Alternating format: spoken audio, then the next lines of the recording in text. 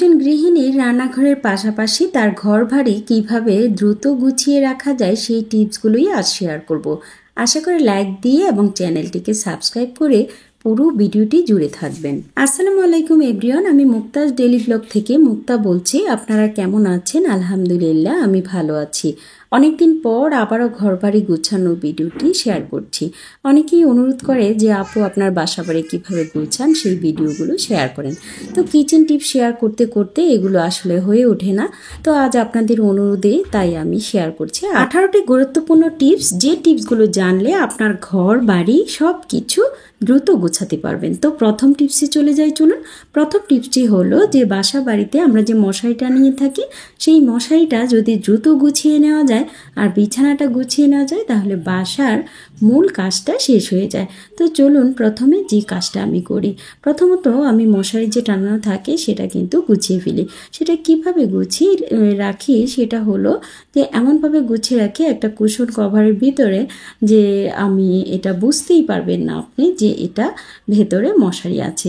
সেই কারণেই বলছি আপনারা এই গুরুত্বপূর্ণ টিপসগুলো খুব মনোযোগ সহকারে দেখবেন, তাহলে নতুন গৃহিণী অথবা যারা একটু অগোছানো থাকেন কিন্তু কোনোভাবেই বুঝতে পারে না যে কোন জায়গা থেকে কাজটি শুরু করবেন, সেই জন্যই আমি এটা শেয়ার করছি। দেখুন কুশন কভারের ভিতরে মশারিটা রাখার কারণে এটা কিন্তু আমি বিছানায় রাখতে পারবো।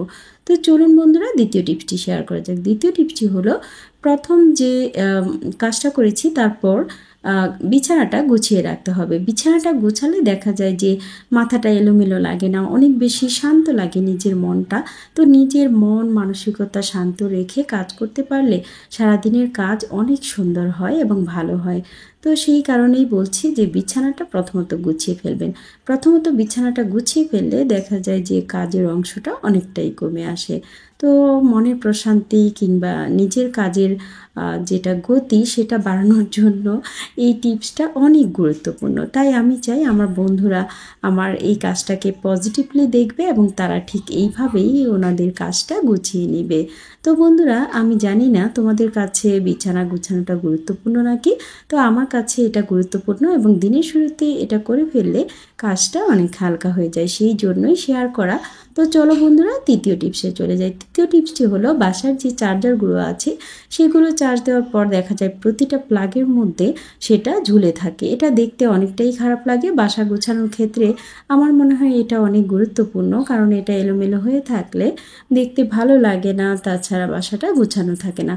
তো বাসায় এমন অনেক খাবারের কার্টুন আছে যেটা আমরা ফেলে দিই, তো সেটা ফেলে না দিয়ে এটাকে একটু প্রসেস করে যদি আমরা এই গুছানোর কাজে লাগাতে পারি সেটা কিন্তু অনেক বেশি কাজে লাগে। এখনও যারা আমার ভিডিওটি দেখছেন তারা যদি এখনো পর্যন্ত আমার ভিডিওতে থেকে থাকেন তাহলে চ্যানেলটিকে চাইলে সাবস্ক্রাইব করতে। এই কিচেন টিপস কিংবা ঘর গোছানোর ভিডিও যদি দেখতে চান তাহলে অবশ্যই সাবস্ক্রাইব করে বেল বাটনটি চেপে দিয়ে আমার সাথেই থাকবেন।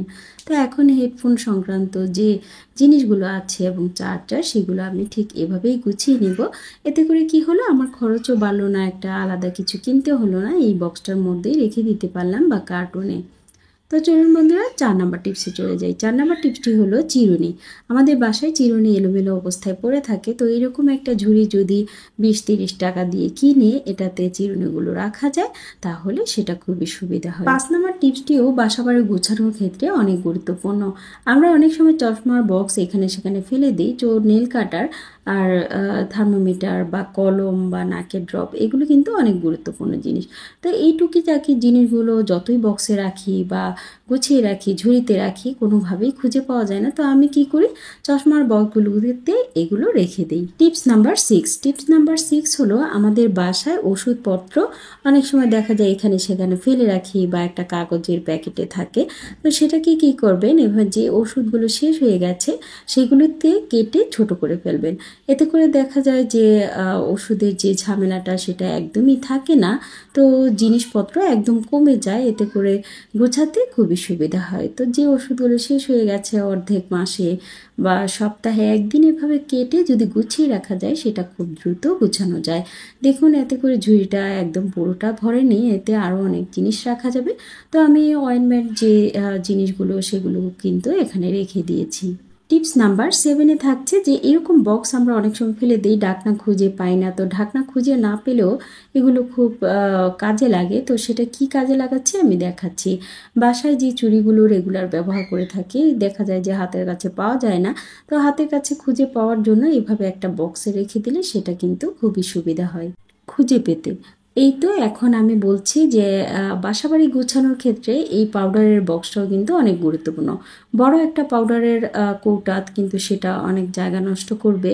তো সেই কারণে একটা বক্সে যদি এভাবে পাউডার ঢেলে নেওয়া যায় তাহলে বারবার এটা করার ঝামেলা থাকে না, বা এটার জায়গাটাও কিন্তু নষ্ট হয় না। বাসাবাড়ি গোছানোর ক্ষেত্রে সবচাইতে গুরুত্বপূর্ণ কিন্তু এই ঝুড়িটা আমার কাছে। তো অনেক জিনিস একসাথে রাখা যায়, তাছাড়া এই ঝুড়িটা কিন্তু অনেক কাজে লাগে। তো আমি এটাতে কি কি রাখছি আপনারা দেখুন। এভাবে গুছিয়ে রাখার কারণে দেখা যায় অনেক সহজে আমি এগুলো খুঁজে পাবো। তাছাড়া বাসা বাড়িতে অনেক এলোমেলো অবস্থায় এগুলো পড়ে থাকবে না, এক জায়গায় থাকবে। তো গুছানো থাকলে দেখা যায় নিজের কাছেও অনেকটা ভালো লাগে, মনের একটা প্রশান্তি লাগে। তো মনের শান্তি, চোখের শান্তি, দুইটার জন্যই কিন্তু এত কিছু করা। তো দেখুন এই তো এইভাবে ঝুড়িতে রাখার কারণে এটা অনেকগুলো জিনিস একসাথে রয়েছে, তাছাড়া এলোমেলো অবস্থায় রয়নি।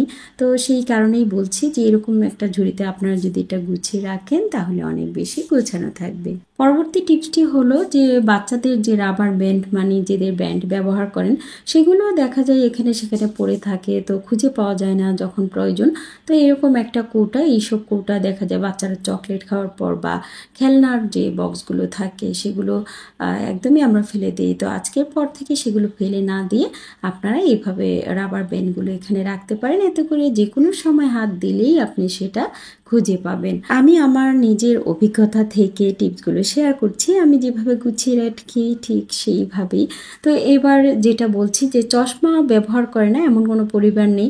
তো চশমাগুলো হাতের কাছে খুঁজে পাওয়ার জন্যই এই টিপসটি শেয়ার করা। আপনারা যদি এইরকম একটি ঝুড়ি কিনে নেন তাহলে সেটাতে অনেক প্রয়োজনীয় জিনিস রাখা যায়, যেমন চশমা, কলম, কটন বার। তো এটা কিন্তু অনেক প্রয়োজনীয় একটা জিনিস। সুই সুতা, তো সুই সুতা আরও বেশি প্রয়োজনীয়। তো তার জন্য আলাদা একটা ঝুড়ি নিয়ে নিচ্ছি। আর প্রতিটা সুতার গুটির সাথে আমি সুইয়ের যে মাথা সেটাতে সুতা ভরে আমি রেখে দিয়েছি, যাতে করে যখনই আমি হাত দিই সুতা ভরা পাই এবং কাজটা সারতে পারি। অথবা যে কোনো এক্সট্রা চাবি থাকে, দেখা যায় এটা আমার লাগে না কিন্তু পরবর্তীতে লাগবে, সেটাও এভাবে ঝুড়িতে রাখতে পারেন। তো এটা আমার সুতার ঝুড়ি, মানে সুই সুতার ঝুড়ি। তো এখন এগুলো আমি কোথায় রাখছি দেখেন। আপনারা চাইলে আপনাদের মন মতো, সুবিধা মতো যে কোনো জায়গায় রাখতে পারেন। তো আমি কখনো এখানে রাখি, আবার কখনো ওয়ার্ড্রোপের উপরে রাখি। তো দেখা যায় যাদের ছোট বাচ্চা আছে তারা তো এইভাবে রাখতে পারে না, হাতের কাছে দেখা যায় এটা ধরে ওটা ধরে নষ্ট করে। এই কারণে ওয়ার্ড্রোপের উপরে রাখাটাই সেফ। তো আমি আপনাদের দেখাচ্ছি যে আপনারা চাইলে ড্রেসিং টেবিলে এইভাবে রাখতে পারেন যাদের ছোট বাচ্চা নেই। আর যাদের ছোট বাচ্চা আছে তারা আমার মতো ওয়ার্ড্রোপের উপরেও রাখতে পারেন।